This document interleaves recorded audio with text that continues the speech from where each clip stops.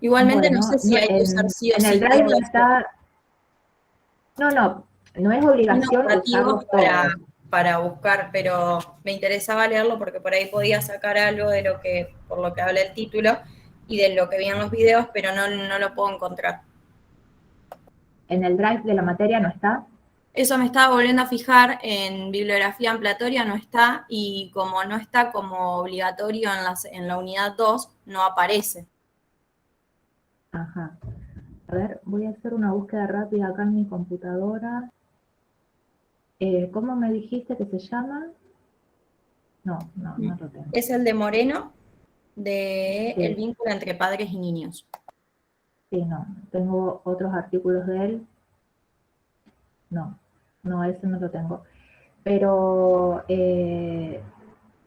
pueden usar otros, ¿no? Yo tampoco tengo el libro, ¿no? Como para ofrecérselo. Lo que Claro, pueden nosotros tenemos averiguar, el se me ocurre, volumen del 8 de él.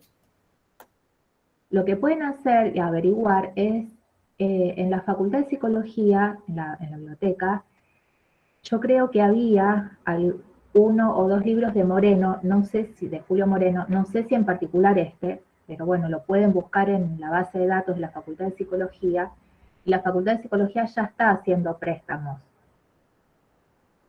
Ah, joya, Se me no ocurre sabía. como una opción Dale, para, sí, primero consulten si está el ejemplar. dale. Yo no lo tengo, si no podríamos coordinar, ¿no? De alguna manera No pasa nada, de última, o sea, hay otros textos que también hablan de los vínculos de los padres y los niños, pero bueno, como estaba acá en uno de los recomendados, lo iba a leer a ver No, si. claro, no, hiciste bien en preguntar. Si lo conseguimos, yo después le voy a preguntar a Laura, a ver si, no creo que ella lo tenga porque si no lo hubiese subido. Pero si lo podemos conseguir, lo subimos, a lo mejor no es el libro entero, quizás es un capítulo, Sí, es la parte 2 dice. claro. Bueno, haremos la publicación en el Facebook de los teóricos, ¿sí? De todas maneras, esa bibliografía es siempre sugerida. Ustedes quizás en las comisiones prácticas o en los teóricos podemos mencionar otros textos que no están ahí y que quizás a alguno de ustedes les pueda venir bien o les interese, ¿no? O les genere algún tipo de curiosidad algunos contenidos y para incluirlos en la síntesis teórico-práctica del trabajo de observación del bebé y lo pueden hacer. Si no es que tienen que pensar y elaborar la conclusión con esa bibliografía específica. ¿Sí? Pueden incluir otra bibliografía, por supuesto, acorde al marco epistemológico y teórico de la materia, que no esté ahí, ¿sí? Y en ese sentido pueden consultar a los docentes de desarrollo temprano por algún otro autor, o el mismo autor, quizás otro texto, ¿no? Que pueda seguir la línea del texto, del libro, ¿no? Que no se consigue, que no está digitalizado, digamos. Bueno, hecha esta introducción, si les parece, vamos a continuar con el tema que quedó pendiente. Estamos desarrollando las transformaciones de la expresión gráfica en el desarrollo del niño, corríjanme si me equivoco. Habíamos llegado a lo que uno de los autores que trabaja este tema, que es Lowenfeld, llama etapa esquemática, creo que habíamos quedado ahí. De todas maneras, yo voy a retomar de ahí, pero me interesa saber si alguien quiere hacer alguna pregunta de lo visto en el último teórico que fue hace 15 días. No sé si alguien quiere plantear alguna pregunta o hacer algún comentario.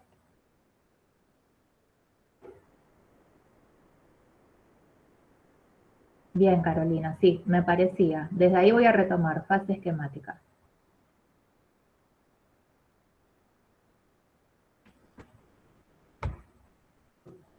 ¿No le generó ningún tipo de inquietud, de algún interés en particular este tema? A mí me pasa que ahora cuando veo a mis primitos dibujar o hacer cosas así, siempre lo pienso desde ese lado y veo lo que dibujan. El otro día dibujaron uno que es idéntico a los monigotes que mostrabas vos en las diapositivas. Claro, sí, será parecido, Ramiro. Vamos a rescatar la subjetividad, la singularidad de tus sobrinitos. Sobrinitos dijiste, ¿no? Primito, primito. Ah, primitos, perdón. Claro, sí, sí, esa fase, como estas, son fases, digamos, obligadas, en el sentido que todos los niños eh, van a atravesar por las mismas y, por supuesto, las manifestaciones van a ser singulares. Los monigotes serán similares, ¿sí? Muy parecidos, pero cada monigote, ¿no? O cada escena, ¿no? Más adelante lograda en alguna producción gráfica, va a tener la marca personal, ¿no? De cada niño y de cada niña. Y este tema,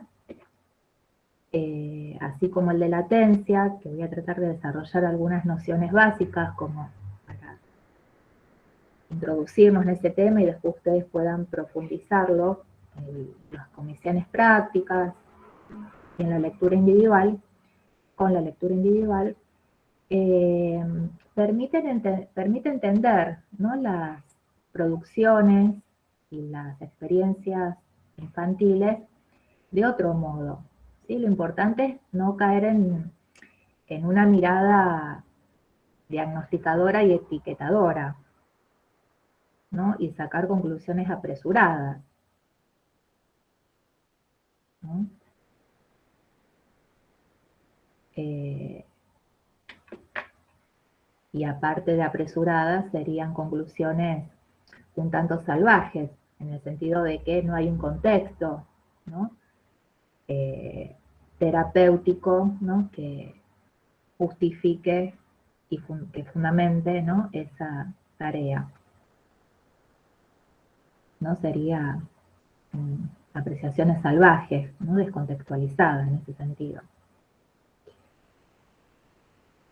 Pero bueno, lo que es interesante es esto, ¿no? Cómo ustedes van tratando de ligar, ¿no? Los contenidos teóricos con la práctica, ¿sí? Las experiencias más cercanas que ustedes tienen.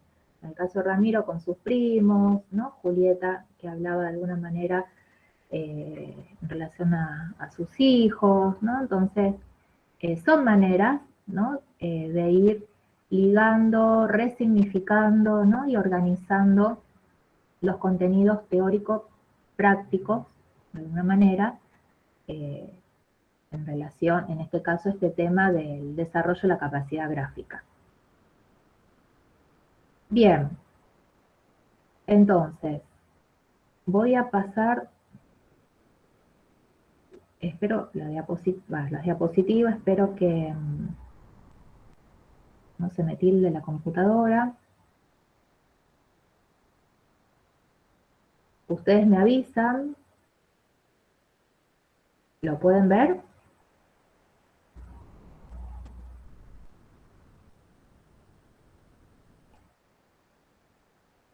Ahí sí, profe. Bien, un segundito.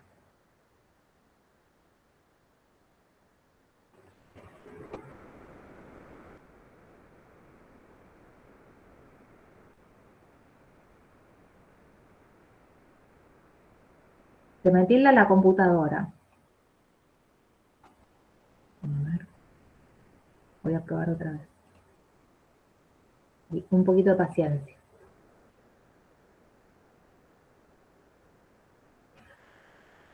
Bien, esta diapositiva me parece que yo ya la había pasado. Acá están puntuados algunas características importantes a tener en cuenta en la etapa esquemática, que más o menos comienza a los 7 años. Recuerden que siempre las edades son estimaciones. Y es una etapa que coincide con el periodo de latencia. Este periodo forma parte del devenir subjetivo y es un periodo que parte del sepultamiento del complejo de Edipo como, digamos, que es la latencia se origina a partir del sepultamiento del complejo de Edipo como defensa frente a la sexualidad infantil. En este momento, esa sexualidad infantil que queda bajo el influjo de la defensa primordial, que sería la represión primaria, encuentra ahora otras formas de elaborar, de ser elaborada y expresada, ¿sí? Y que tenderían, o se espera, que tiendan a promover la creatividad y el aprendizaje. En ese sentido, si bien yo uso el término periodo de latencia, la latencia, tomando autores como Urribarri, que es un autor, es un psicoanalista contemporáneo de Buenos Aires,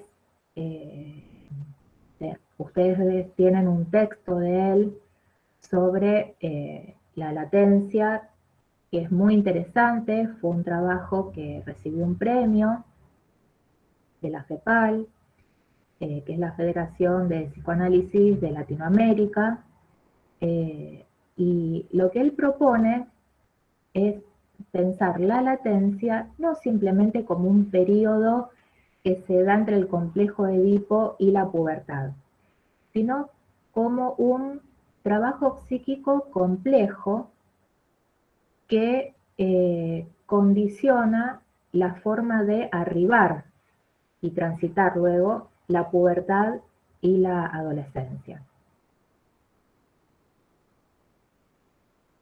Es decir, que el niño o la niña, ¿no?, que empieza, cuya capacidad gráfica, ¿no?, ya va dando muestras de la fase esquemática, de las adquisiciones propias de esta fase, es un niño que está transitando y realizando un complejo trabajo psíquico propio de este momento. Y que en nuestra cultura y en nuestra sociedad, o en nuestro contexto sociocultural, coincide con la experiencia escolar, ¿sí?, con la formación primaria, ¿sí?, o sea, el inicio de primer grado hasta la iniciación de la pubertad, ¿no?, que más o menos es a los 11 años, ¿no?, puede ser antes o puede ser después, pero más o menos esa sería la edad. Escuché, hago un paréntesis, escuché que alguien está esperando ser admitido, pero yo ahora no puedo admitir, porque si no se me tilda la computadora, así que si alguien le puede, no sé quién es, pero si alguien se comunica con ustedes, que espere, avísenle que tiene que esperar por este motivo. Bien, cierro paréntesis. Entonces les decía que la latencia se organiza como una defensa contra la sexualidad infantil, ¿no? Y producto o un efecto del funcionamiento represivo es la amnesia infantil, de la que seguramente ustedes ya han escuchado hablar, ¿sí? Ya lo ha propuesto, lo ha planteado Freud. Entonces, existen los diques anímicos, que son también defensas precoces contra la sexualidad, que vienen a apoyar el trabajo defensivo de la represión. Y esos diques son el asco, el pudor, la vergüenza, la moral. Este periodo es un periodo muy importante porque, por un lado no, así como se da la estabilización de la represión primaria y la diferenciación intersistémica, como dice la transparencia, a raíz de esto, un cambio significativo y que contribuye al desarrollo de la expresión gráfica son las importantes transformaciones que se dan a nivel del preconsciente, ¿sí?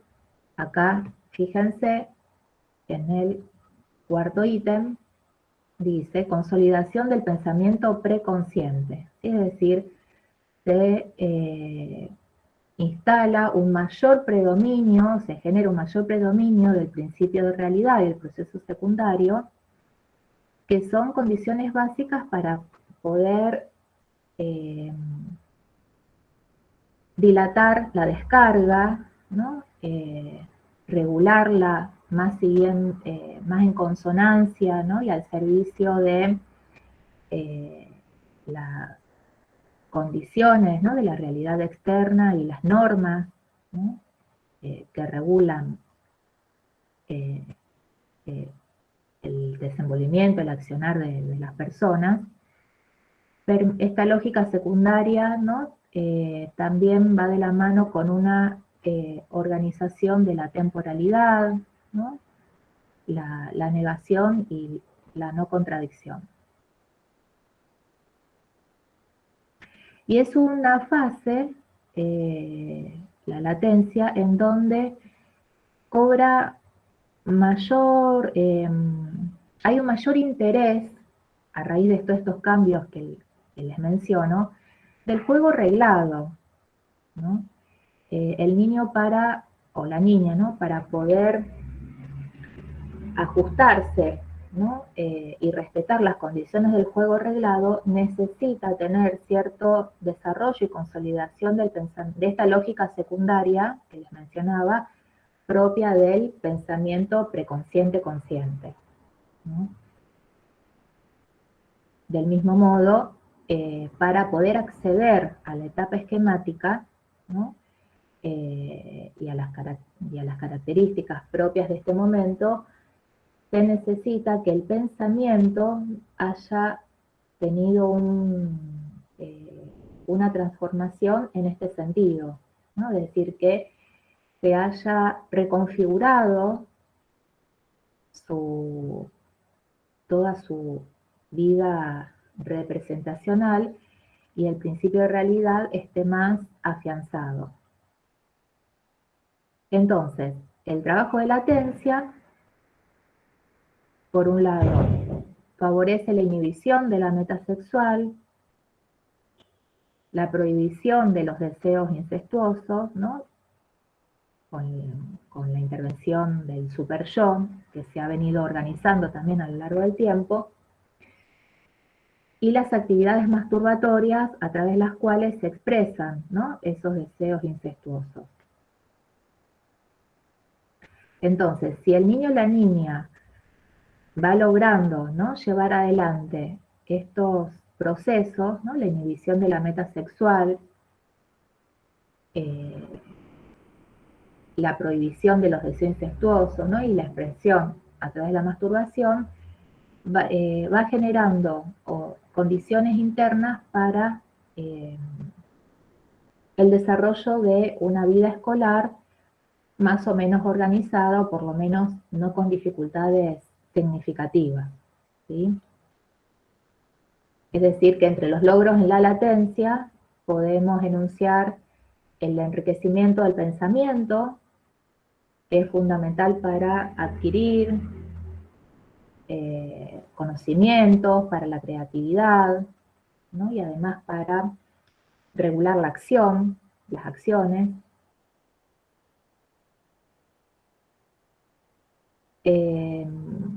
Hay una mayor distinción o diferenciación entre lo externo y lo interno, ¿no? Esa diferenciación yo-no yo de la que hablábamos en la clase pasada se consolida aún más, o por lo menos se espera eso, ¿no? El niño va notando que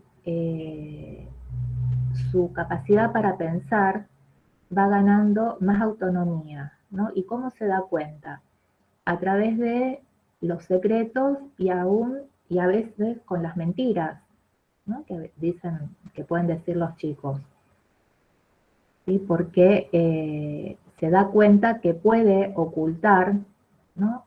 O decidir qué compartir y qué no con los secretos, ¿no? Las mentiras. O sea, se da cuenta que si bien no puede ocultar sus conductas, ¿no? Lo que hace o lo que dice, pero sí lo que piensa, ¿no? Y esto es un logro de la capacidad de pensar autónomamente. Entonces, en ese sentido, como les decía, la vida representacional aumenta, se complejiza, aumenta, se enriquece, y entonces el niño ya no necesita apuntalar tanto su mundo interno en objetos concretos como pueden ser los juguetes, ¿no? Ya hay un desarrollo mayor de su fantasía, ¿no? Se espera que se aleje de las actividades masturbatorias a través de la sublimación, que es un mecanismo defensivo, adaptativo, saludable, ¿no? Y que de alguna manera lo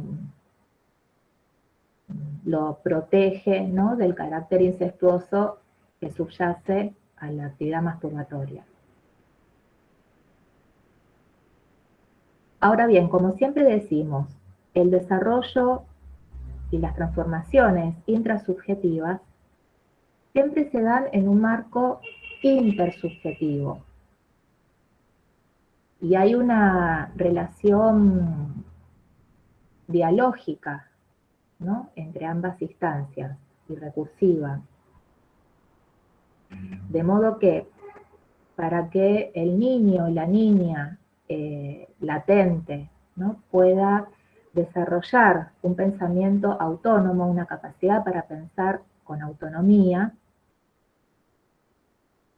esa capacidad para pensar tiene que ser investida por los adultos que lo rodean y que están a cargo de su cuidado, ¿sí? Las figuras parentales, en términos de Bowlby, de la teoría del apego, las figuras de apego, los referentes, ¿no? Socioafectivos, como suelen decirse en algunas líneas teóricas y contextos. Entonces, cuando esos adultos, los padres o quienes operen como tales, invisten esa capacidad de pensar y son capaces de tolerar, ¿no? Que ese niño, que esa niña, hijo o hija, es un otro, ¿no? Y pueden tolerar esa alteridad, las diferencias, ¿sí? Entre ese niño, esa niña y el ideal que ese adulto tiene respecto a su hijo y a su hija, entonces se habilita, ¿no? Desde el entorno, desde el contexto en el cual se cría y crece el niño y se desarrolla, se habilita, el niño se siente habilitado a pensar por sí mismo.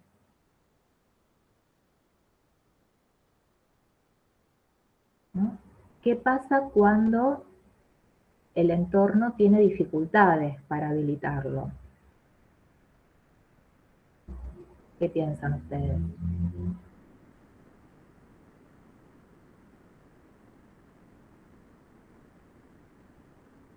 Es decir, cuando el entorno, los adultos, ¿no? Cuando hablo de entorno siempre estoy pensando en el entorno humano. ¿Qué sucede cuando las expectativas, ¿no? A veces expectativas exigentes de los padres o de los adultos referentes, permiten que el niño o la niña piense solo lo que o cómo ellos piensan? Y yo creo que no se permite este pensamiento autónomo justamente porque los padres están intentando moldearlos conforme a sus ideales. Capaz genere confusión quizás en el niño y no pueda independizarse. O independizar, digamos, su pensamiento. Claro, recuerden siempre que el término independencia es un término que puede dar la idea de que el desarrollo no depende, ¿no? Del contexto. Y desde el paradigma de la complejidad pensamos la autonomía, ¿no? Siempre de la mano de vínculos afectivos que tienen ¿no? Cierta dependencia con el entorno. Es decir, para el niño es importante la mirada, ¿no? Y la opinión de los padres, ¿no? Inclusive para los adultos, ¿no? Es importante la mirada y la palabra del otro. Ahora, otra cosa es crecer, desarrollarse, sintiendo que tiene que pensar y en consecuencia hacer lo que los padres piensan. No es decir, cuando, voy a tratar de ser más clara, cuando no se permite al niño pensar por sí mismo, ¿no? Lo que no significa dejarlo hacer lo que él o ella quiere, porque eso sería descuidarlo, ¿no? Si el adulto deja de poner límites, ¿no? Y orientar la acción, apuntalarla, o sea, hacer un acompañamiento, ¿no? Con responsabilidad. Lo que sucede es que la autonomía del pensamiento del niño o la niña se inhibe, ¿no? Y se van instalando las condiciones para la patología, la psicopatología, ¿no?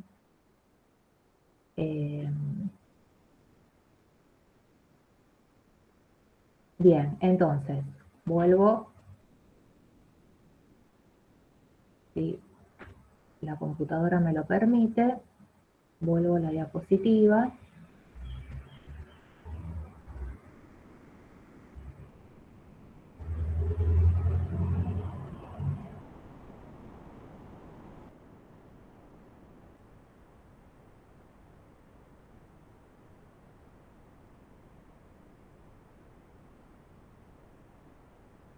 Bueno, voy a dejar de compartir.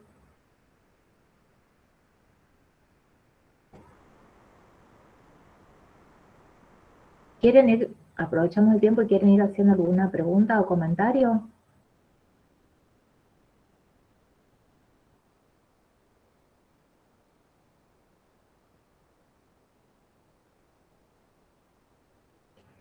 Bueno, entonces, si no me van interrumpiendo, no hay ningún problema. Entonces el niño, fíjense que, ¿cuál es el desafío o una de las tareas? Es del yo del niño que está atravesando la latencia. Lograr cierta estabilidad que se ve amenazada, ¿no? Movilizada por la exigencia pulsional, que es constante, y las normas o reglas incorporadas como imperativos categóricos, ¿no? Como principios reguladores de la conducta, ¿no? Entonces, en esta etapa, en ese contexto y teniendo en cuenta estas condiciones internas,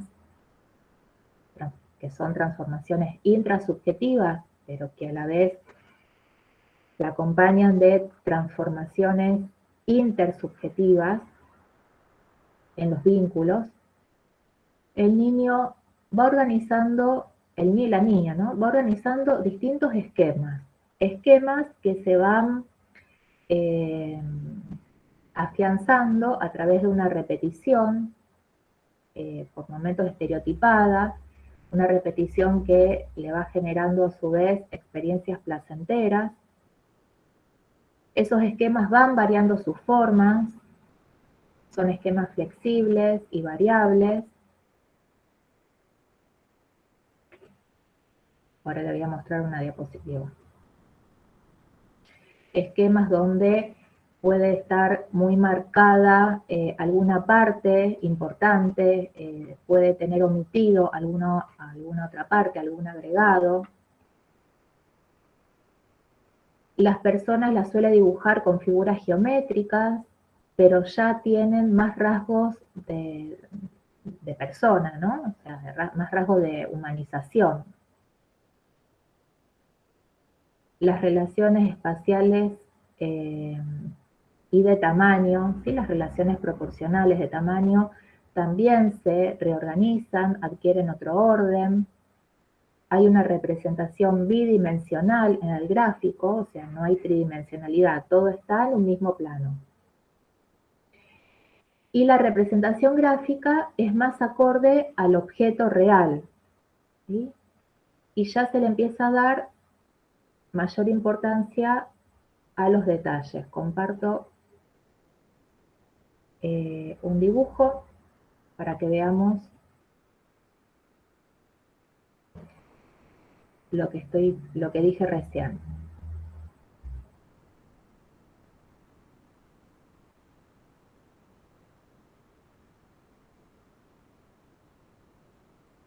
¿Lo pueden ver? Sí. Bien. ¿Se acuerdan? Estoy buscando, miren, les voy a pasar otro dibujito de la etapa anterior. Crucen los dedos para que no se me tilde la computadora. A ver.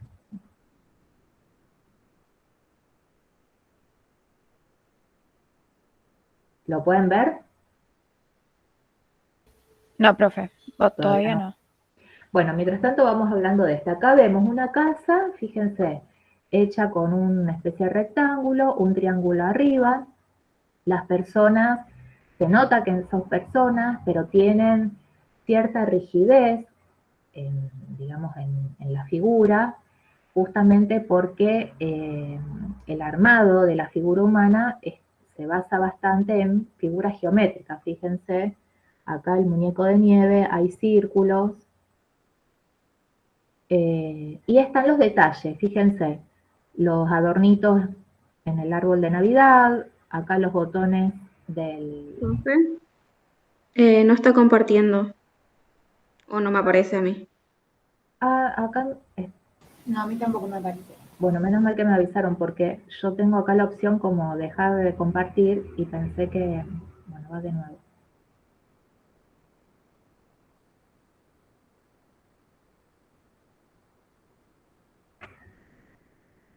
El dibujo que van a ver ahora es el de la fase anterior, la fase pre-esquemática.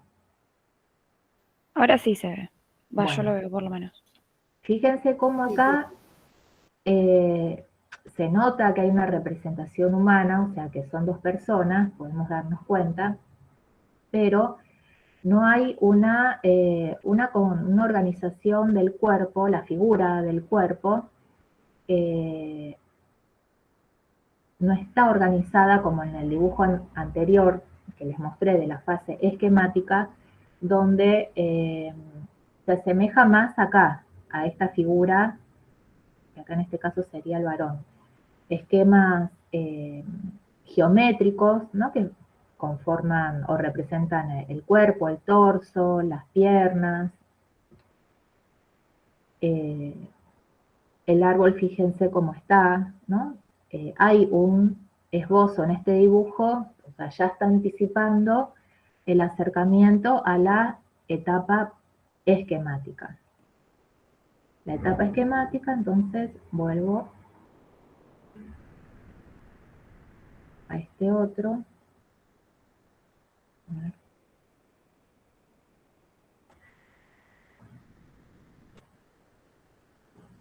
¿Siguen viendo el dibujo? ¿Cambió el dibujo? Sí, se ve el del muñeco. Bien. ¿Notan la diferencia de las figuras humanas?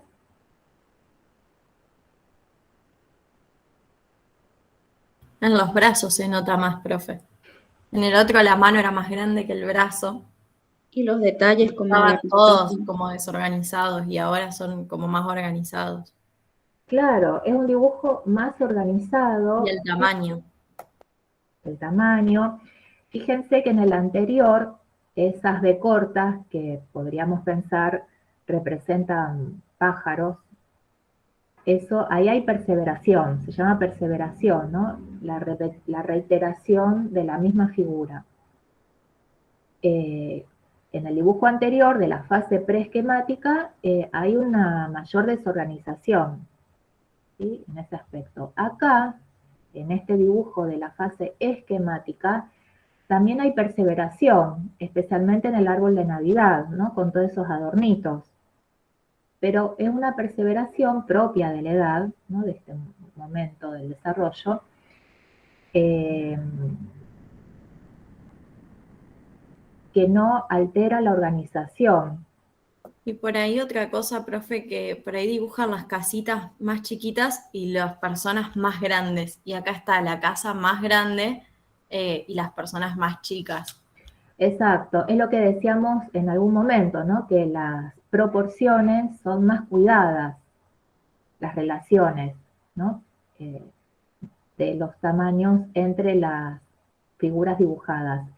Fíjense cómo en el dibujo anterior las dos personas tenían el mismo tamaño que el arbolito, ¿no? Que era un arbolito medio chato, ¿no? El tronco con una copa, pero no se ve en la fase anterior el respeto por las proporciones. Y acá el niño lo puede lograr en la fase esquemática. Pasé otra diapositiva, avísenme si la pueden visualizar, yo de todas maneras la voy comentando. En esta etapa, la línea de base, que ya apareció en la fase anterior,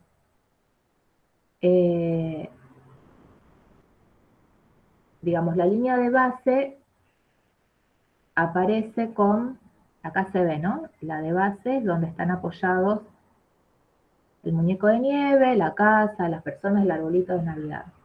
Y a veces en los dibujos suelen agregar una línea de digamos, del cielo, ¿no? Para separar el cielo de la tierra, ¿no? Y esto lo que significa es que el niño está logrando una mayor conciencia de su relación con el entorno.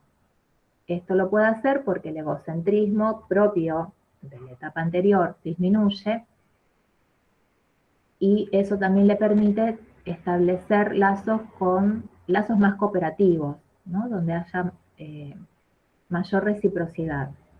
La representación del espacio se va complejizando, la del tiempo también, ¿no? Porque aparecen una diversidad de acciones y de lugares en los dibujos. Y en un mismo dibujo puede haber distintas secuencias, pero sin conciencia del paso del tiempo, ¿no? Es decir, se puede dibujar algo que está sucediendo en el presente con una acción que sucedió en el pasado, ¿no? O con algo que está por suceder, de acuerdo a la imaginación del niño o de la niña, ¿sí? No hay en este momento una secuencia de sus producciones que respete, ¿no? La temporalidad.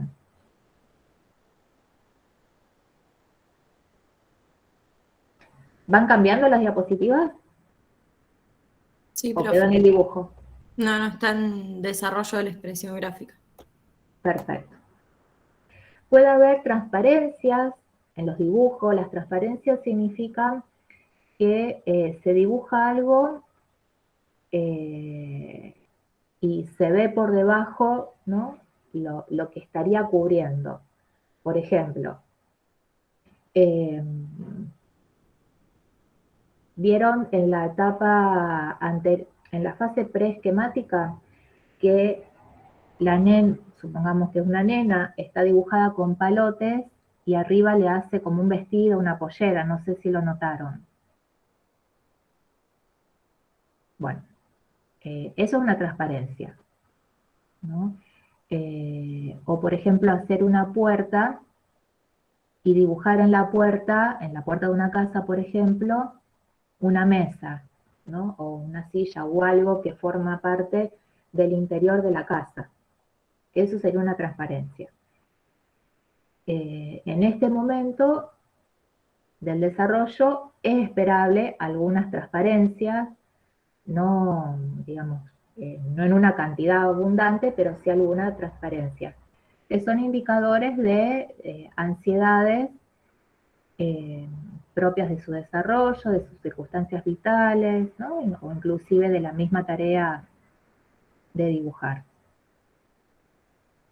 Y lo que representa es esto, donde se produce la transparencia, ahí hay un interés mayor, ¿no? Puesto en juego por parte del niño o de la niña, está ligado con experiencias vividas, como le había dicho, que si bien el egocentrismo ha disminuido o se espera que haya disminuido respecto a la etapa anterior, todavía, ¿no?, es un niño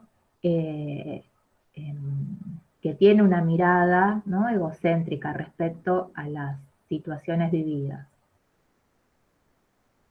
En este momento el niño también es capaz de usar el uso convencional del color, entonces en ese sentido pinta el sol de color amarillo, ¿no?, la copa del árbol verde, el tronco marrón, ¿no? Esto no es regla, o sea, como es un dibujo, en el dibujo todo es posible, ¿no? El sol podría ser naranja, ¿no? Podría ser violeta, ¿no? Lo mismo que un árbol, pero tiende, por lo general, el niño en esta etapa ya tiende a usar, a darle, ¿no?, a los objetos que dibuja el uso que tiene, perdón, el color que tiene el objeto real, ¿no? Que esto muchas veces también está condicionado por los comentarios que le hace el entorno, ¿no? Qué sé yo, ¿no?, como corrigiéndole los colores que usa para pintar un árbol, una casa, las nubes, el sol o lo que fuera.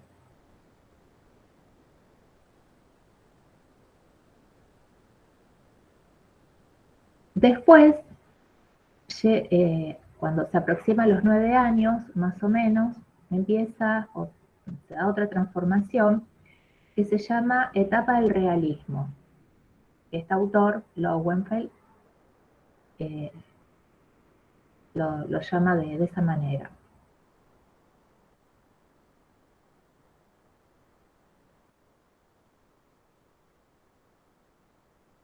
Es un momento donde la línea de base ya tiende a desaparecer, ¿no? Y la que demarcaba, ¿no?, una diferencia con el cielo se extiende hacia abajo, ¿no?, como si fuera ya la línea del horizonte. Esto ya es una transformación que se está orientando a la tridimensionalidad, ¿no? Todavía falta, pero bueno, se orienta hacia ese lado, que es una adquisición de la adolescencia. Esta línea del cielo, al extenderse hacia abajo, permite que las figuras que se dibujen se organicen teniendo en cuenta más, no solamente el eje vertical, ¿no?, sino también el eje, digamos, lo que está puede estar más adelante o lo que puede estar más atrás.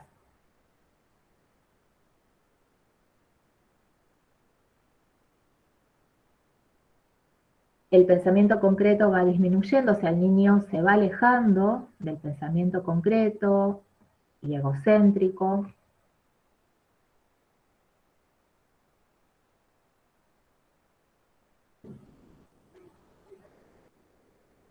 Miren, acá hay un dibujito. Si bien en este dibujo, avísenme si no lo ven, las figuras están hechas con palotes.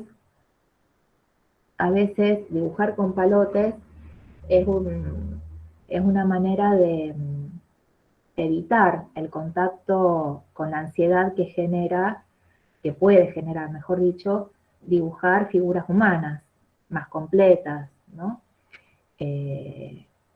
Especialmente si hacer ese tipo de dibujo le implica algún grado de dificultad al niño o a la niña, y como forma de disminuir, ¿no?, la ansiedad frente a la frustración, de que no le salga como quiere. ¿No? Entonces fíjense acá que no hay línea de base, ¿no?, pero ya se perfila cierta idea, cierta noción de profundidad. No sé si logran captarla.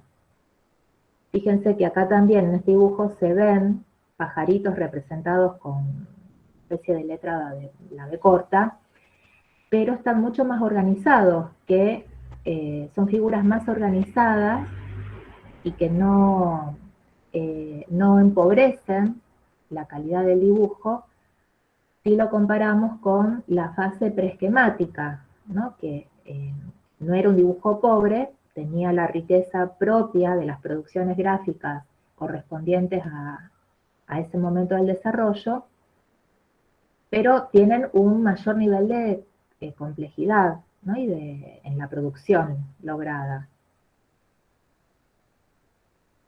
¿Lo pueden captar?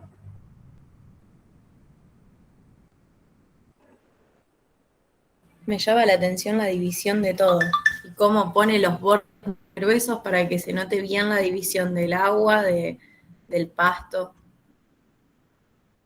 Sí, y fíjense esto, que a lo mejor puede ser un detalle menor, pero no lo es. El pintar acá, digamos, la parte que sería del terreno, ¿no? Como una especie de jardincito, el agua. Para que el niño pueda hacer eso, tiene que tener condiciones internas que le permitan regular bastante bien sus impulsos. La presión del lápiz y también el conocimiento de que el lápiz puede servir para pintar de otra forma que no sea raya como pintan al principio. Exacto, exacto. Exacto. Y fíjense que acá el sol, los rayos, las líneas que no salen exactamente del círculo del sol, uno podría decir, bueno, son líneas que no están integradas. De hecho, no lo están, porque no parten del círculo. Pero aún así, lo podemos pensar como que es un intento de generar un efecto determinado, por ejemplo, transmitir cierta mayor luminosidad, ¿no? Al paisaje, a la escena, por la presencia del sol. ¿Hay un signo peso, profe, ahí? O yo veo mal. A ver, ¿qué Al, vista? al ¿A lado de la dónde? casa. Ah, sí, a ver, sí. Es un dibujo tomado de internet, así que no tengo idea el contexto en el que fue Claro, dijo casa millonaria. ese peso. Bueno, habría que ver qué significa, ¿no? Pero Ahí bueno, estaría lo de incluir diferentes situaciones en un mismo dibujo. claro, tomo esto, ¿no? Siempre, si uno trabajara con niños, acá voy a mechar algunas cuestiones clínicas, y siempre con los niños se trabaja con dibujo, digamos, la palabra siempre está presente, pero como herramienta, el dibujo y el juego es fundamental.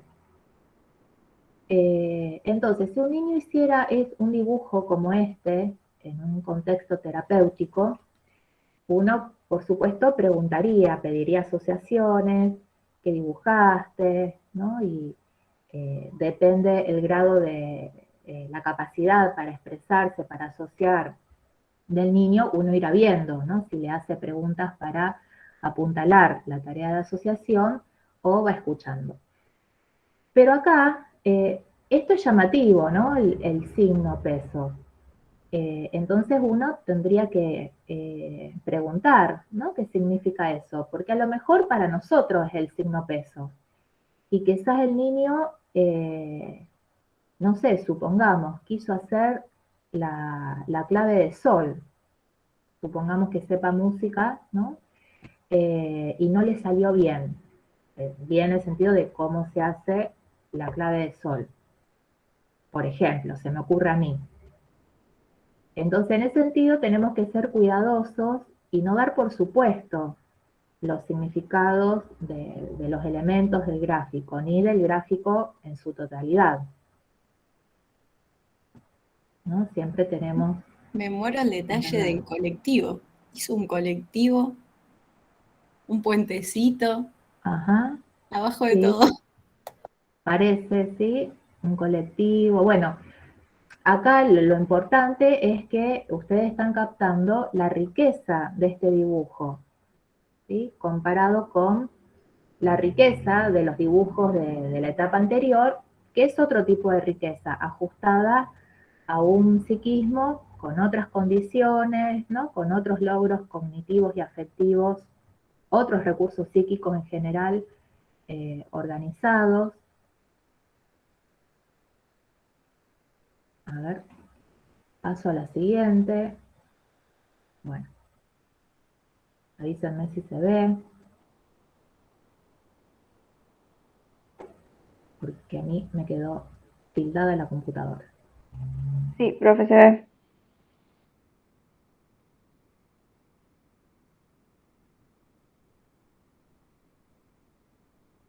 Bueno, esperen un segundito, voy a dejar de compartir. De paso veo si hay alguien para admitir.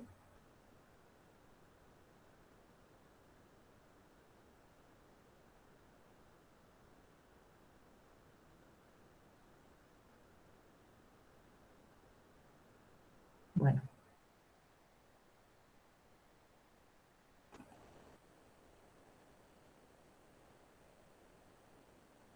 Ahí les muestro otro dibujo. ¿Alguien quiere hacer alguna pregunta?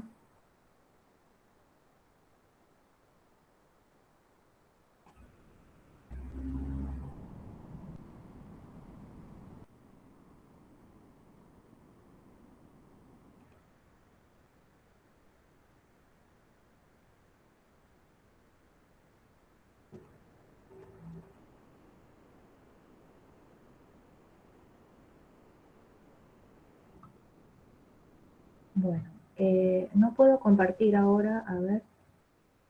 Profe, Ahora yo sí. te quería preguntar si en esta producción gráfica del niño fue algo de la imitación. Eh, De la en imitación. cuanto a figuras ¿cómo? De la imitación. Claro, porque yo tengo recuerdos de cuando era chica de por ahí pedirle a mi papá o a mi mamá que me dibujaran tal cosa. Y bueno, yo después de ir e intentar dibujarlo de la misma manera que ellos lo hicieron. Me hizo acordar por los rayitos del sol. Yo veía que lo dibujaban uno más corto y uno más largo y yo después bueno, imité la misma manera de dibujarlo. Sí, eso sería un dibujo a la copia, ¿no? Podemos pensar que hay imitación, pero también identificación a las figuras parentales inconscientes, ¿no? Yo pensaría más en eso, ¿no? Siempre a la hora de mirar un dibujo, ¿no? A los fines de analizarlo y entenderlo cuando estamos en un contexto clínico, más que en imitación, tenemos que pensar en el complejo entramado identificatorio, ¿no? Que está implícito en la producción gráfica.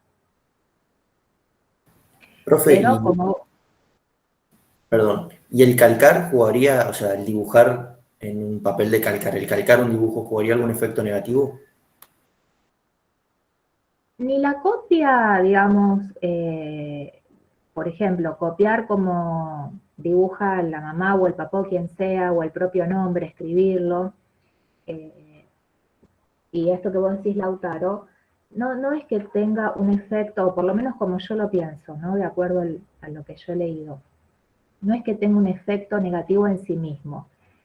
¿Por qué digo esto? Porque, por ejemplo, si no hay otro que escriba, un adulto, que escriba el nombre del niño, y el niño vaya viendo qué letras conforman su nombre, qué forma tiene, ¿no? Y que ejercite, ¿no? la práctica de escribir, no lo va a poder aprender por sí solo,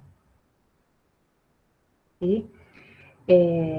Después, cuando dibuja con los adultos, que es muy frecuente que los niños pidan que dibuje tal cosa, porque se dan cuenta de la asimetría, de la relación asimétrica, y que los adultos tienen recursos que ellos no tienen, ¿no? Y ese intercambio y esa actividad compartida apuntala, en este caso, la actividad gráfica. Lo que es lo mismo con el calcado. Pero ya el calcado me parece que es una actividad un poco más compleja que el copiar, porque hay que poner, ¿no? Exactamente, o sea, hay que seguir la línea, ¿no? De la forma de determinados dibujos, No cualquiera calca, sino cualquier niño. Hay que tener cierta regulación de los impulsos, ¿no? Cierta continuidad sostenida, ¿no? En el tiempo para lograr calcar adecuadamente. Lo que sucede es que, y ahí sí podría tener un efecto negativo, es cuando esas actividades se van, el niño va tendiendo cada vez más a copiar, o en su caso calcar, en detrimento de la actividad espontánea del dibujo. Dicho de otra manera, cuando va sintiendo que sus dibujos espontáneos y creativos son más feos o menos lindos o menos interesantes que si copia o calca. Profe, mi Ahí mamá es donde yo profesora de veo... arte Sí. y con los nenes chiquitos trabaja sobre, ¿viste las láminas que te venden el fiambre que son de Tergopol? Vienen como Sí, una planchita de Tergopol. Bueno, dibujan ahí y después le pasan pintura y queda lo que vos marcaste queda blanco y es como una primera aproximación al calcado. Y está bueno para ir elevando el nivel de dificultad para llegar a calcar. claro, ¿no? O sea, son técnicas. La técnica por sí misma, por lo que yo entiendo, no es que no tiene un efecto negativo. El punto es cómo se implementa esa técnica, el lugar que se le da, ¿no? En el desarrollo, en este caso, de la actividad gráfica, y los efectos que eso tiene en la originalidad y creatividad propia. Ahí yo creo, Lautaro, que puede estar la diferencia.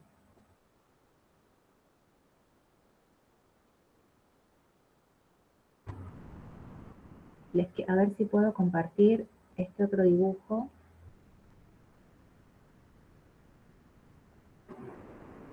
Miren acá. A ver, ¿qué pueden decir de este dibujo? ¿A qué fase pertenece? O podríamos hipotetizar, ¿no? Que pertenecería.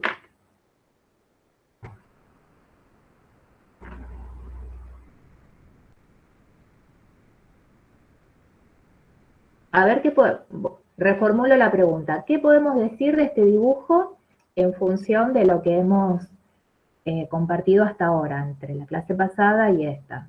¿Qué ha logrado el niño o la niña que dibujó esto? En profundidad. Ajá, ¿cómo te das cuenta? Porque hay unos árboles más adelante que otros y no sé si es una piedra, creo que es una piedra, es lo más adelante del dibujo. Bien. La forma en que pinta, que hace también que venga algo hacia adelante y algo vaya hacia atrás, los colores que usa. Bien, ¿hay transparencias?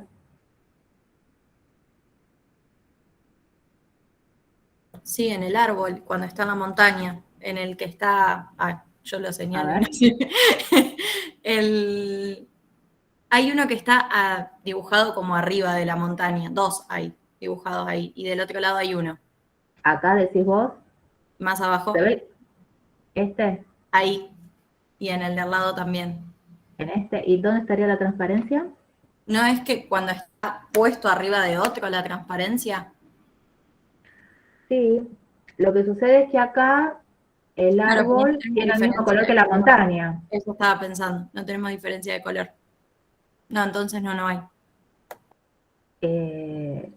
De todas maneras, a mí me parece que no, pero bueno, una transparencia más clara sería, por ejemplo, si acá en este árbol le hubiese hecho la continuidad de la línea de la montaña.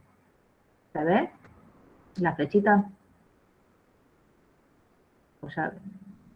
¿Se ve si muevo el cursor? Sí, profe, se ve el cursor.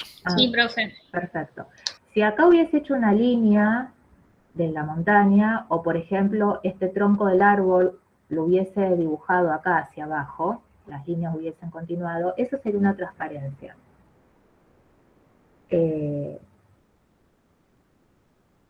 Acá en este dibujo, por lo menos yo no veo transparencias, por lo menos no significativas, ¿no?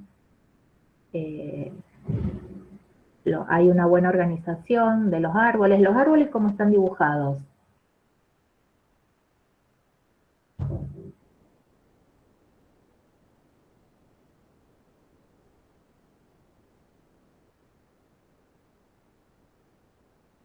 En función de lo que hemos visto.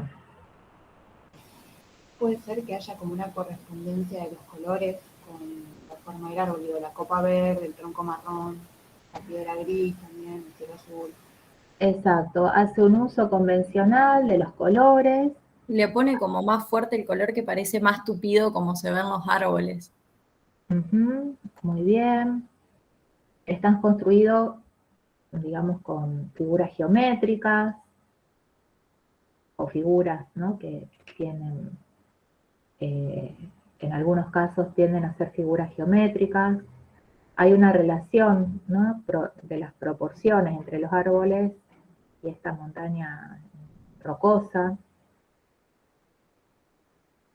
Está acá la línea del cielo, o las nubes, no sé qué podrán estar representando.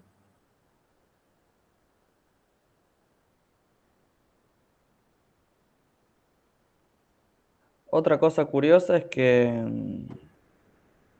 las nubes son celestes y que el cielo es blanco. Sí, suponiendo que sean nubes, ¿no? A lo mejor es el cielo. Por lo general no toman de pintar toda la hoja de celeste y dibujan las nubes y eso es el cielo para ellos. En principio, después cuando ya empiezan a la escuela sí dibujan todo celeste. Por lo que he visto de los dibujos que trae mi mamá para corregirlo, después sí dibujan toda la hoja celeste. O sea, la pintan. Bien, vamos a esta, a ver. Avísenme si lo pueden ver.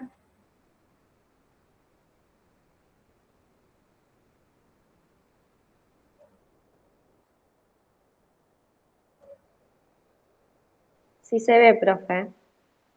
Bueno, ¿qué pueden ver?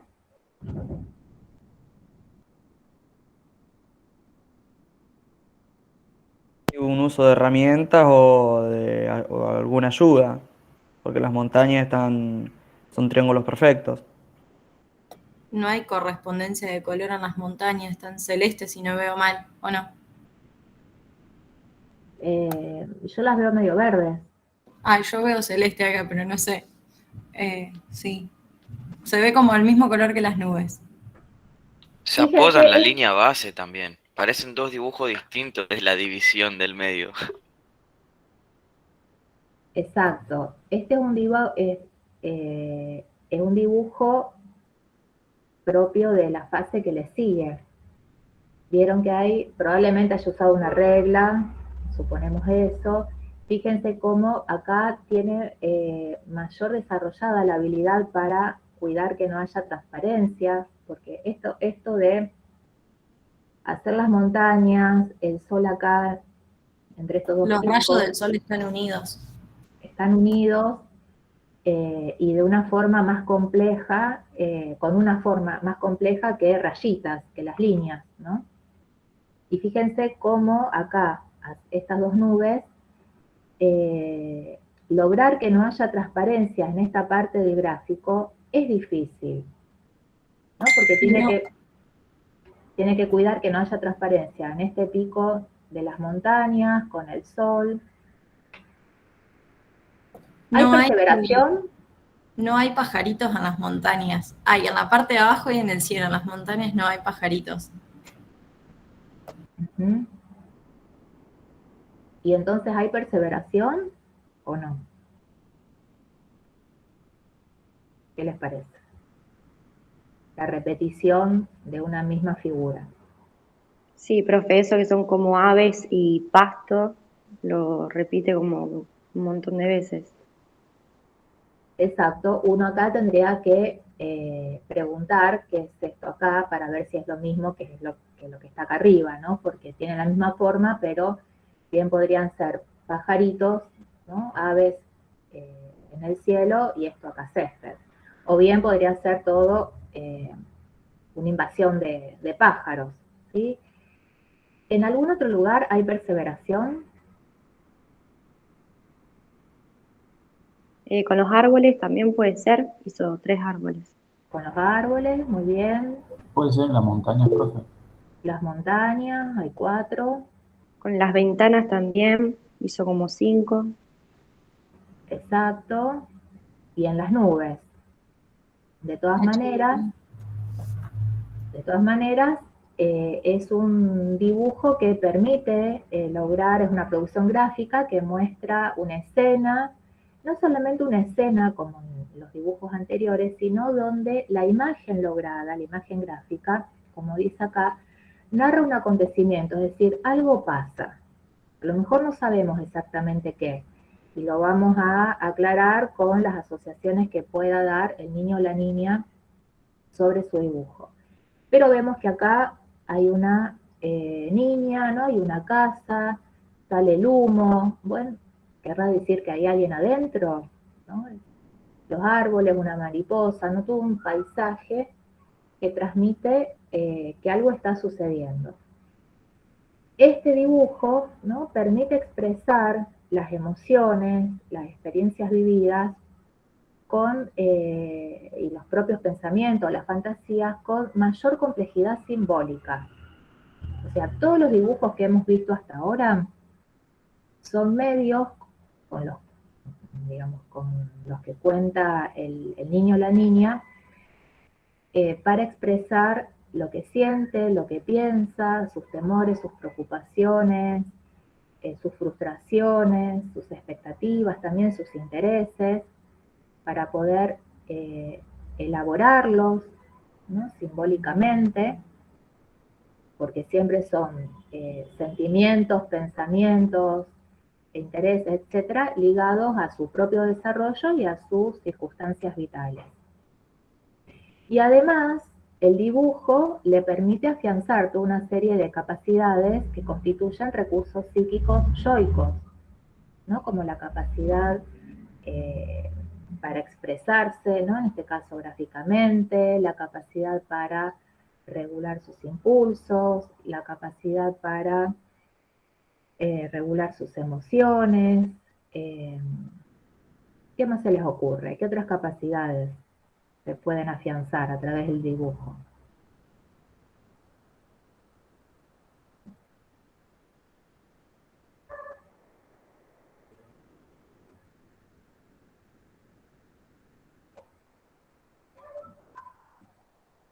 Un registro imaginario también. La capacidad para imaginar, muy bien. Su fantasía. Para fantasear. ¿Qué más? La intervención de las emociones. La capacidad para regular las emociones. El recordar también, profe, porque Su por relación ejemplo, con... a veces te dibujan algún acontecimiento que han tenido y lo están recordando y lo plasman en esa hoja. Exacto, ¿no? Que eso es una operación cognitiva apuntalada por lo emocional, ¿sí? Siempre recuerden que se recuerda o se olvida, ¿no? En función de emociones que condicionan, ¿no? Cada uno de esos procesos, emociones inconscientes la mayoría. Puede ser también el sublimar cierto deseo o cierto miedo. Y, digamos, el dibujar es una actividad sublimatoria, ¿sí? Y claro, sí, permite, como decía en algún momento, permite sublimar la libido, ¿no? Inhibirla en su meta sexual, de la pulsión, y no me sale la palabra, elaborar, ¿no? Los conflictos que puedan generar los deseos incestuosos, ¿no? Ligados a las actividades masturbatorias que eran propias de la etapa anterior, ¿no? Y que en la latencia se tienen que haber caído bajo el efecto de la represión primaria.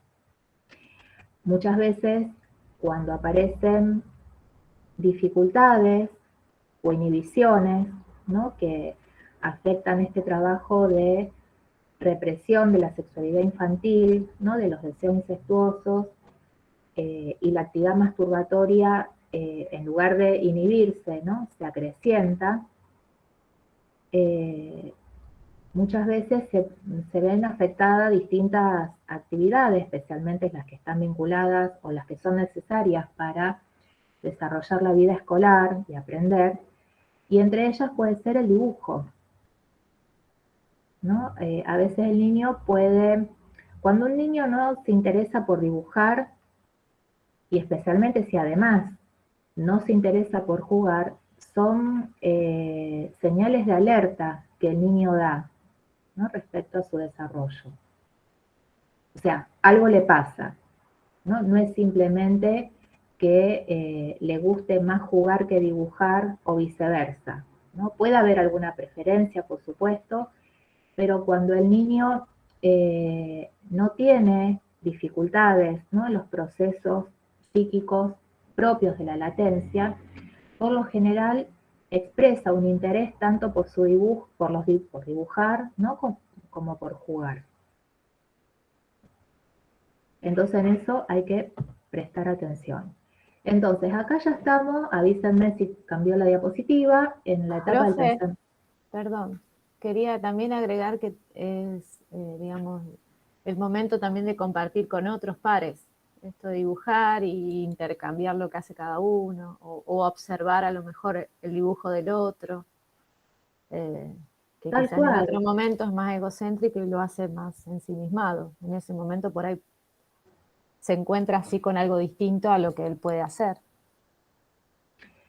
Tal cual, y también es una instancia para ir trabajando la tolerancia a la frustración, en el sentido de que muchas veces lo que dibuje quizás no esté a la altura de lo que, de su expectativa inicial, de lo que quiso dibujar, ¿no?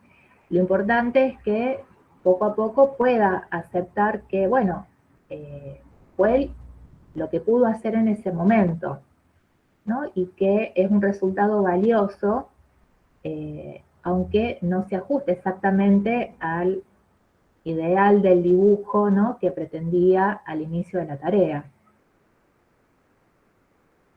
¿no? Hay chicos que cuando tienen dificultades para tolerar la frustración, que no les salga el dibujo como quieren o como pretendían, rompen la hoja, la arrugan, ¿no? Rayan todo el dibujo, ¿no? O en el medio de la realización del dibujo pierden el interés, ¿no? Después de borrar algunas veces o de hacer algún tipo de crítica a su dibujo, se desinteresa, ¿no? Y son chicos que van teniendo dificultades para concluir sus dibujos, ¿no? Entonces empiezan y terminan, ¿no? Bueno, ahí ese niño está mostrando una dificultad para tolerar la frustración, para aceptarse a sí mismo, ¿no? Para valorarse. Y siempre esto va de la mano con una respuesta emocional del contexto, ¿sí? O sea, el niño reacciona así o responde así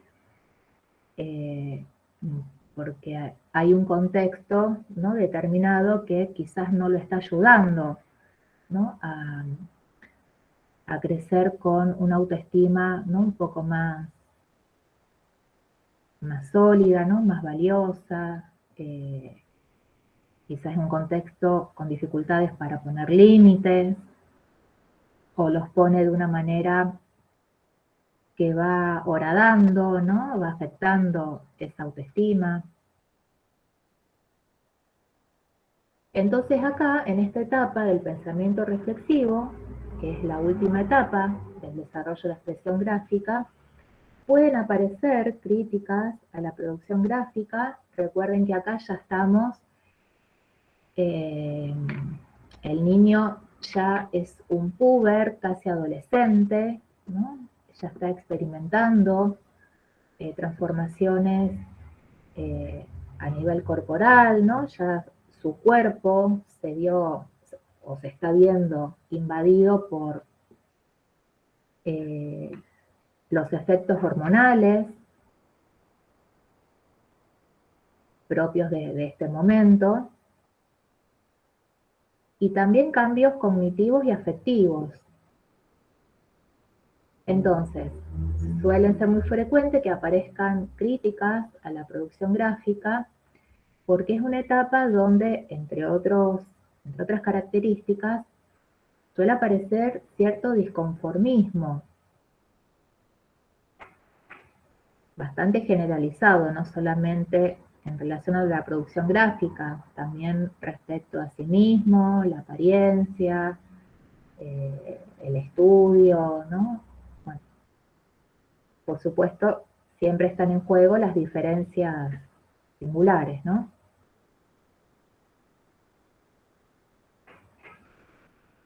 Suelen mostrar mayor interés en el resultado final, no tanto en el proceso. Se espera que se tenga mayor conciencia del mundo, ¿no? Mayor capacidad de abstracción. Las características sexuales aparecen más marcadas o también pueden estar omitidas como efecto de la modalidad defensiva frente al embate pulsional, ¿no? El empuje pulsional y afectivo que es muy intenso en la pubertad y en la adolescencia. Es una etapa, es otro de los periodos críticos del desarrollo, muy movilizante, muy angustiante, ¿no? Es una etapa muy compleja, muy difícil para quien la atraviesa, o sea, el puber o la puber, y para el entorno, ¿no? Que acompaña esos procesos de cambio, que a su vez se encuentran con el desafío de cambiar, ¿no? La forma de mirar, ¿no? a ese hijo o a esa hija que ya no es un niño, una niña, ¿no? Es un adolescente, ¿no? Que está iniciando su camino hacia la adultez, ¿no? Y eso implica, bueno, aprender a mirarlo diferente, ¿no? A vincularse de manera diferente. De la misma manera, el puber y el adolescente lo irá haciendo respecto a sus padres, ¿no? Acá aprovecho de decir, entre los trabajos psíquicos que tendrá que hacer el adolescente, que después ya lo vamos a estudiar un poquito más adelante, quizás ya lo saben, uno es la salida exogámica, ¿sí? O sea, ustedes saben que la sexualidad, ¿no? se organiza siguiendo dos tiempos. El primer tiempo corresponde a la sexualidad infantil, propia de los primeros 6 años de vida, más o menos, que luego cae bajo el efecto de la represión primordial. Y el segundo tiempo en la pubertad y adolescencia, ¿no? Donde es el momento del desarrollo en el cual se reorganiza y consolida la identidad en general, y está incluida la identidad sexual, la orientación sexual. Entonces, una de las tareas psíquicas propias, ¿no? del adolescente es lograr la salida exogámica, es decir, poder renunciar a sus objetos incestuosos de su fantasía, ¿no? Para poder hacer sus elecciones por fuera, ¿no? del grupo endogámico, del grupo familiar. Por eso tienen mucha importancia el grupo de pares o sus pares, ¿no? Y los adultos que se van presentando en la vida de ese o ese adolescente, ¿no? Como figuras valiosas, ¿no? Y referentes, y que colaboran, contribuyen a que pueda llevar adelante, si no hay impedimentos, esta tarea exogámica.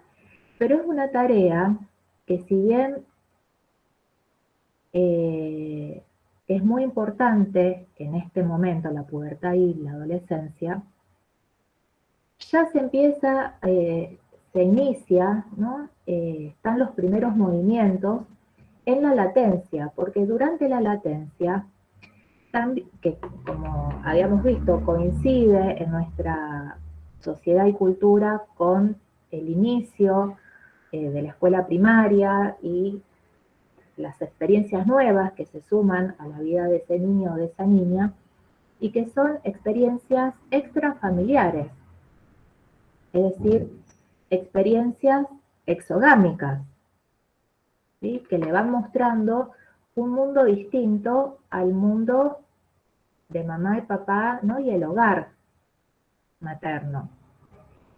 Entonces, la exogamia ya empieza, el movimiento hacia la exogamia comienza en la latencia, ¿no? Y para el niño, la niña latente, es importante tener amigos y amigas. Por eso es importante indagar si ese niño o esa niña tiene amigos y cómo se relaciona con esos amigos o los compañeros de la escuela.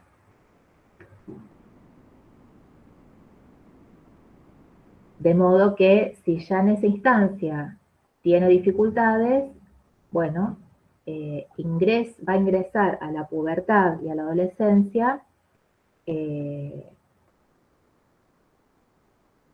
en condiciones más desfavorables, si se quiere, que un niño que tiene sus amistades, disfruta de ellas, puede establecer vínculos recíprocos y cooperativos.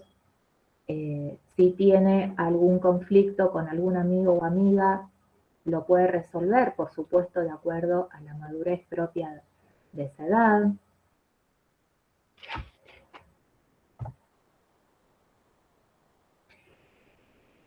Entre las características de esta etapa, aparece el detallismo, suele haber mayor dinamismo en las figuras. ¿Alguien quiere preguntar algo?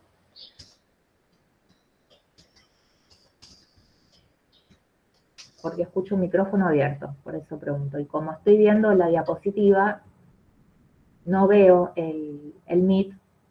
Cualquier cosa, tomen la palabra. Acá puede haber caricaturas, diseño logos, porque ya hay todo un pensamiento mucho más abstracto.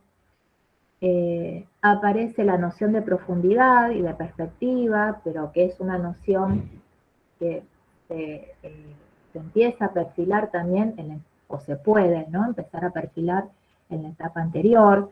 Las proporciones son muchos más, entre los objetos dibujados son más acordes al objeto real, aparece la tridimensionalidad, hay un mayor interés en los efectos generados por los colores. Profe, perdón que la interrumpa. Le quería hacer una pregunta. Dale. ¿La etapa del pensamiento reflexivo sí. coincidiría con la etapa del realismo? Sí, ¿no? ¿O son dos diferentes? Son dos diferentes. Esta, según Lowenfeld, es otra. Ah, gracias. Es otra. Es la que le sigue. Entonces acá, miren, fíjense este dibujo. Además que de ser un dibujo de alguien que es muy habilidoso, o habilidosa, no sé quién lo dibujó, está bárbaro. ¿Qué les parece que puede estar representando este dibujo?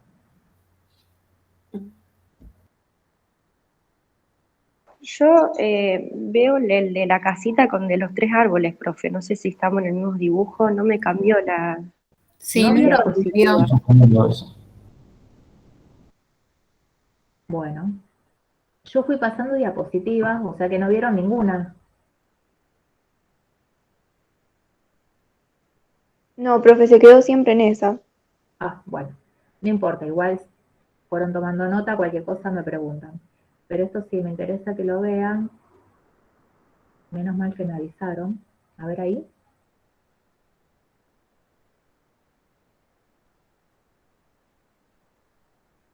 Ahora sí se ve, profe. Bueno, fíjense la complejidad de esta producción gráfica.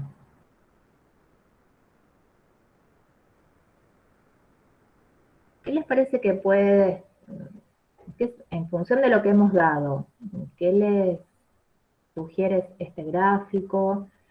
¿Qué les hace pensar?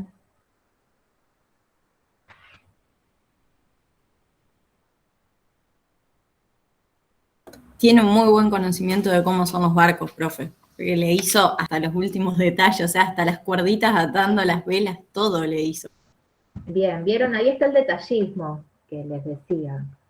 Sí, además hay como sombras, bien con los colores marcados, cada parte, bien hecho. Ujú. Sí, como una disposición al interés por dibujar también parecería, ¿no? Como una atención ahí especial. Sí, puede ser, además de una habilidad, ¿no? O sea, no cualquiera dibuja de esta manera, ¿no? Puede ser eh, que sea alguien que, bueno, además de tener la habilidad, tenga mayor interés, ¿no? En este tipo de actividad, más como una actividad artística, ¿no? Pero fíjense que está representando una situación eh, bélica, ¿no? Hay una lucha ahí Me hace simbolizada. acordar a cuando te daban historia y te mostraban los dibujos de los libros, de las guerras y demás.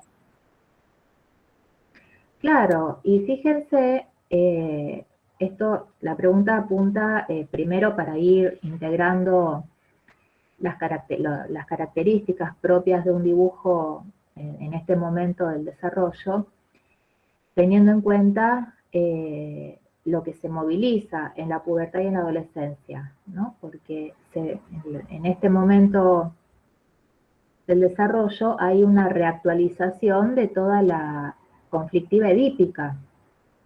Y esta renuncia a los objetos incestuosos que yo le mencionaba hace un momento, no es fácil y es muy dolorosa, ¿no? Forma parte del trabajo de aceptar la humanidad de los padres, ¿no? Renunciar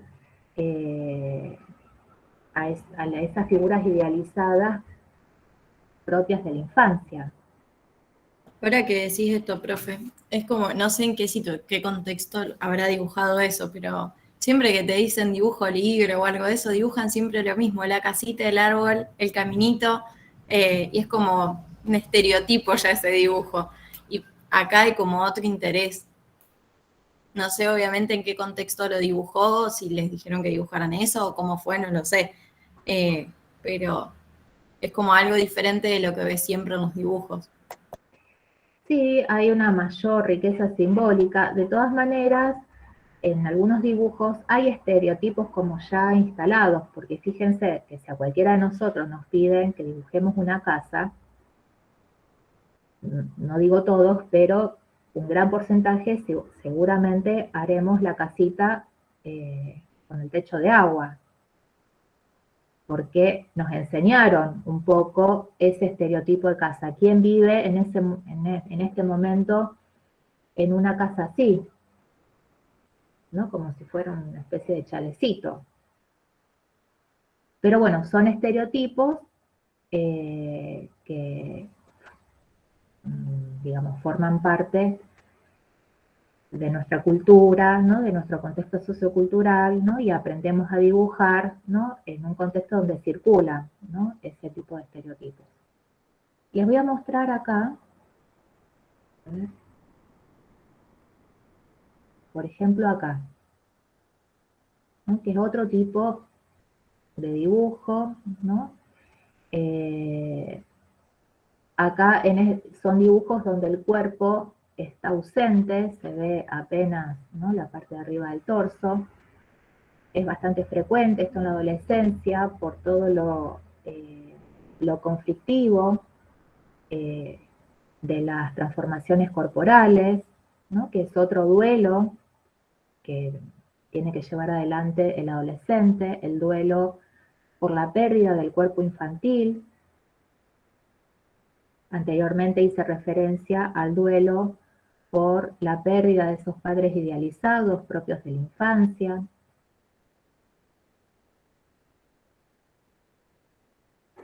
¿Cambió el dibujo? Sí, profe, se ve bien. Bien, y acá les muestro otro.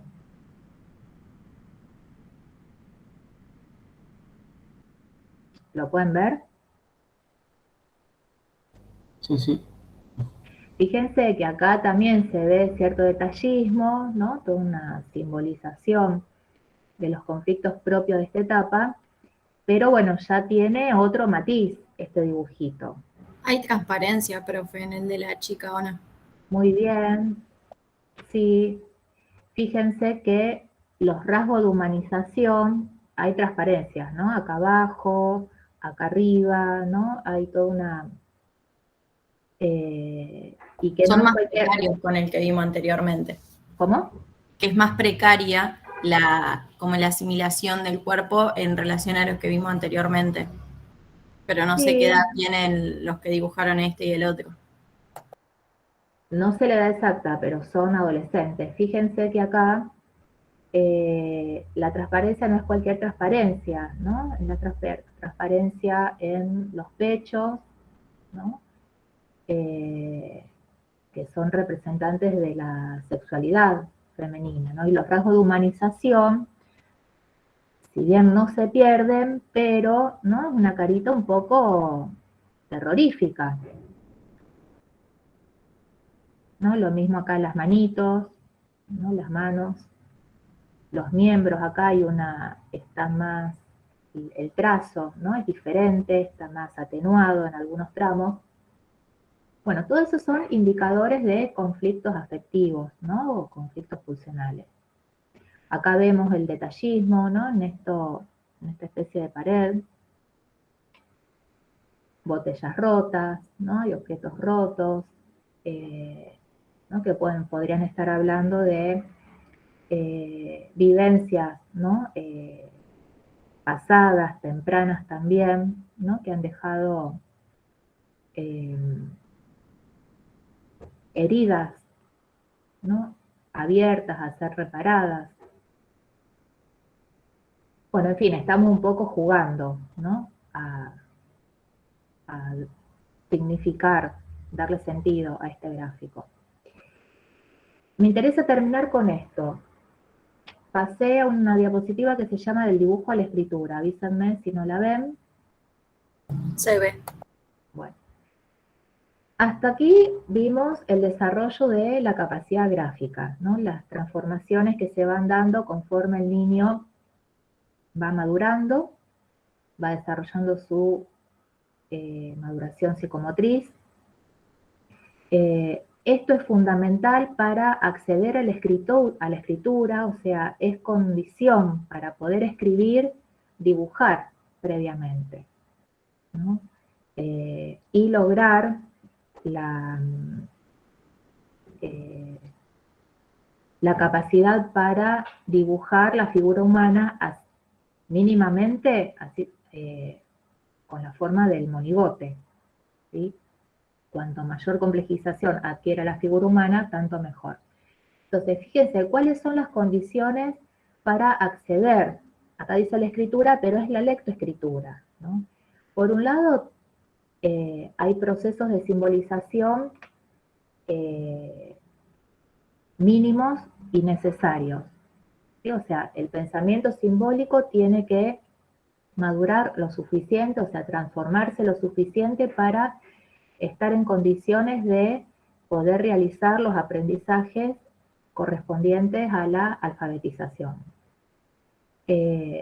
tiene que tener capacidad de anticipación y planificación, ¿sí? Porque escribir o leer no se hace así nomás, ¿no? Hay operaciones cognitivas en juego que requieren la organización, ¿no? y la planificación de determinadas acciones que favorezcan o que faciliten el escribir o el leer. Entre las operaciones cognitivas que se ponen en juego están la organización de las nociones lógico-matemáticas, es decir, el niño tiene que poder clasificar o haber accedido a la clasificación, ¿no? a la seriación, a la correspondencia término a término, la noción de número. Las clasificaciones son las distintas categorías, ¿no? Conformadas por determinada cantidad de elementos, por ejemplo, los animales, las personas, en el caso de las letras, vocales y consonantes, o sea, son distintas medios de locomoción, frutas, todo eso son clasificaciones, números. La seriación es ordenar los números en serie, 1, 2, 3, 4, 5, 6, etc. La correspondencia término a término es, por ejemplo, tenemos dos conjuntos y en un conjunto tenemos una cantidad representada por imágenes, qué sé yo, 3 gallinas, ¿no? Dibujadas en imágenes. Y en otro conjunto tenemos un conjunto de números, ¿no? Y está el número 3. Entonces, entender, ¿no? que las 3 gallinas dibujadas, que es un término, se corresponde con el número 3. Y por supuesto, la noción de número. ¿Sí? Entender, comprender, ¿no? El número 1, el número 2, 3, 4 y así sucesivamente. Para ello también es necesario que se organicen las categorías de espacio y tiempo, que Piaget las menciona o las plantea como funciones infralógicas, pero quiere decir son funciones que se organizan, ¿no? Para, son de un nivel, digamos, de complejidad menor y necesaria para el desarrollo del pensamiento lógico. Tiene que haber adquirido, ¿no? las estructuras operatorias reversibles, haber logrado un control de impulsividad, el control de la impulsividad, ¿no? para poder dibujar y realizar figuras que se entiendan, claras, y poder ir organizando distintas escenas gráficas hasta poder hacer lo mismo con las letras y las palabras, ¿no? O sea, para escribir la palabra mamá, o poder leer la palabra mamá y diferenciarla, ¿no? de la palabra que le sigue, que implica hacer una pausa, ¿no? para no leer todo junto, como si fuera una sola palabra. Eso requiere que los impulsos se regulen de una manera donde el yo no se vea amenazado, ¿no? o desbordado por ese empuje pulsional, ¿no? o el desborde afectivo. Tiene que tener desarrolladas determinadas estrategias atencionales, ¿no? y una actitud favorable frente a lo que se le pueda plantear o pueda experimentar como un desafío cognitivo a resolver.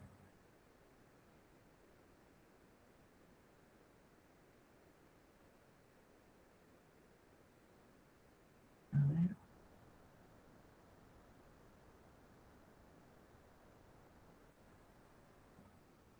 Me quedé.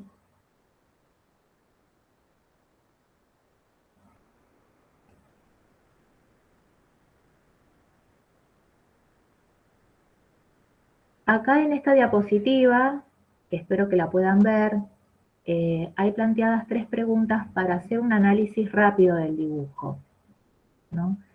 Cuando tenemos frente a nosotros, como psicólogos, ya sea en un contexto clínico, ya sea a lo mejor si trabajamos en una escuela, ¿no? y tenemos acceso a los dibujos de determinado grupo de niños, uno se puede preguntar, primero, si el dibujo se ajusta a lo esperable en relación a la edad. Por eso es importante conocer o tener cierto conocimiento mínimo sobre el desarrollo de la expresión gráfica, que es lo que vimos la vez, digamos, en la clase anterior y parte de esta.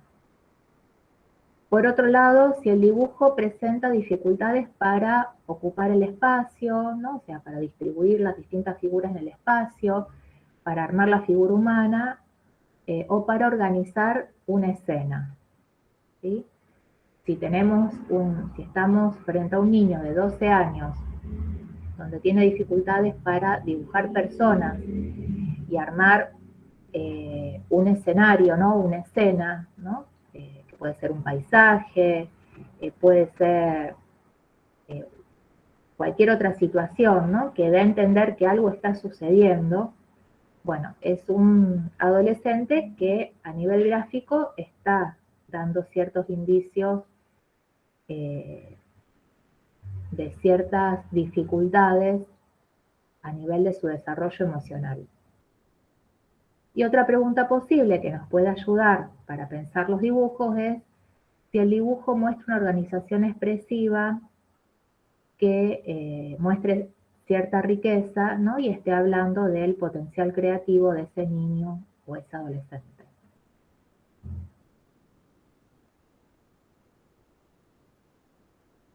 Y bueno, espere que ahora vienen dos más y ya termino. Los déficits gráficos.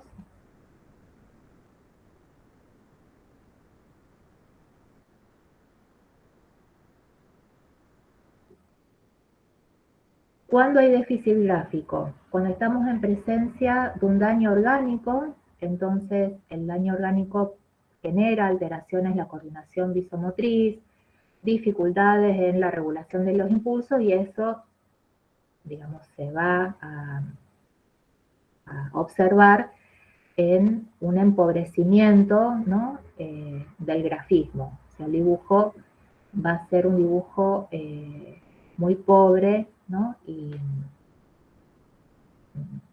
donde se va a notar, ¿no? Las dificultades para, por otro lado, organizar las figuras. En los casos donde hay limitaciones cognitivas, también eso genera un déficit en el grafismo, un déficit en el dibujo. ¿Por qué? Porque esas limitaciones cognitivas impiden que el dibujo pueda ser apropiado como un medio de comunicación, ¿no? Entonces, en los dibujos suelen aparecer esquemas o estereotipos que son las perseveraciones que se repiten. Si bien pueden tener cierta transformación en el tiempo, ¿no? Son perseveraciones o esquemas que no tienen, ¿no? Una lógica que se ajuste o se vaya ajustando a un pensamiento o una capacidad de pensar que se vaya acercando al pensamiento reflexivo, ¿no? Y estas limitaciones cognitivas suelen afectar la capacidad anticipatoria, ¿no? Que es importante para dibujar y posteriormente para leer y escribir. Y finalmente,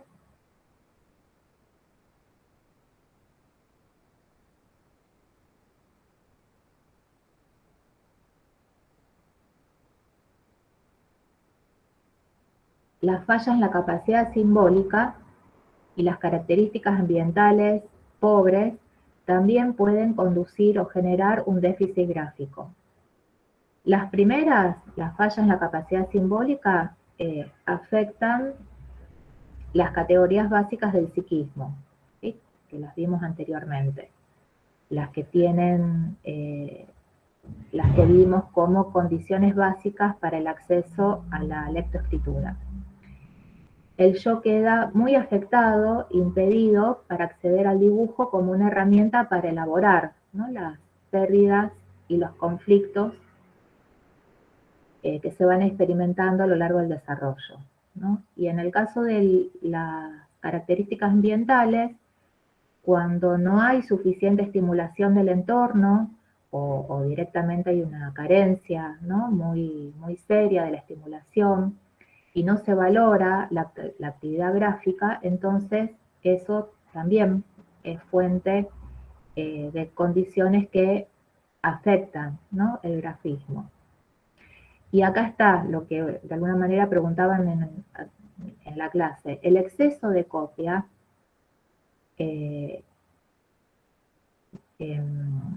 convierte la copia, mejor dicho, se convierte en un problema para el niño o la niña cuando se cae en exceso, como en todo, ¿no? Cuando hay un exceso de copia, donde el yo no genera, acá dice, sus marcas identificatorias, es decir, cuando el yo del niño pierde la capacidad para crear espontáneamente, ¿no? En función de sus identificaciones, que van marcando el ritmo también de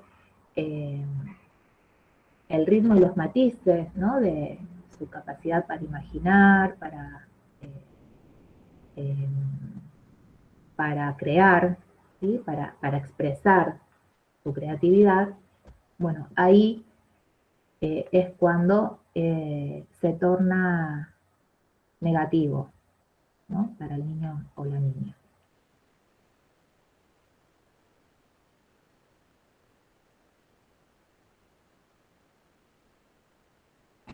Acá leo sus comentarios. Rosario dice, no sé si está presente todavía. Todavía dibujo a las personas con palitos. Bueno, dibujar con palotes o palitos, vuelvo a repetir lo que creo que ya dije, puede ser una manera evitativa, ¿no? de la ansiedad que genera dibujar, ¿no? Especialmente si quien dibuja siente que no dibuja bien, ¿no? O sea, tiene una capacidad de autocrítica muy importante o tiene un nivel de autoexigencia muy elevado.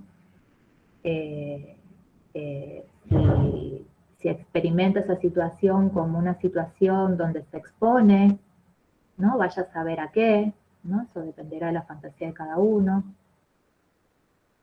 ¿no? Entonces, bueno, y así hay otras significaciones, ¿no? Pero quiere decir, cada dibujo y cada forma de dibujar tiene su sentido,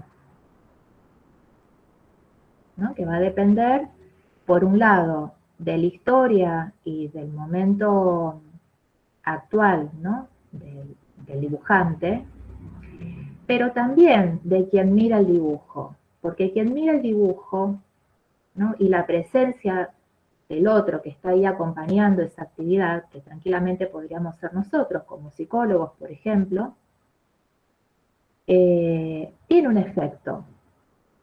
Así sea, que estemos mirando y en silencio. ¿Sí? Tiene un efecto. Será a nivel inconsciente fundamentalmente, ¿no? Pero la presencia, poner el cuerpo, los silencios, la mirada, no es, tiene una resonancia emocional en el otro, tiene un efecto siempre. ¿Cuál? Bueno, dependerá de cada caso, ¿no? Y siempre recuerden que los sentidos que se le van dando a los gráficos, en este caso, vale lo mismo para el dibujo, son construcciones en contexto. O sea, son construcciones a partir de lo que el dibujante y lo que uno, como intérprete de ese dibujo, aporta. Porque la asociación del dibujante sobre su dibujo, en presencia de otro, es una asociación que de alguna manera está condicionada por la presencia, o sea, tiene las marcas de la presencia de ese otro que está esperando o que solicitó esa asociación. Seguramente si el dibujante estuviera solo, ¿no? La espontaneidad o las asociaciones espontáneas que pudiera hacer o pensar van a tener otro matiz, ¿sí? Porque no van a ser en presencia de otro. Bueno, Álvaro, sí, vayan. Ustedes ya saben que yo siempre trato de aprovechar al máximo el tiempo y pueden retirarse cuando quieran, ¿sí? Bueno, siendo las 12, y antes de cortar la grabación, ¿alguien quiere hacer alguna pregunta o comentario? ¿Más o menos quedó claro este tema?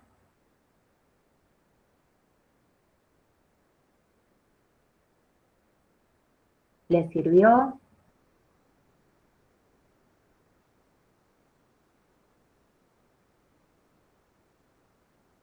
Bueno, mejor así. Gracias. Nos vemos el próximo jueves. Cualquier cosa pueden escribir la consulta debajo de la clase en el Facebook. Gracias, profe. Bueno, hasta la próxima. Adiós. Gracias, profe. Buen fin de... Gracias igualmente. Chao. Profe. Gracias, profe.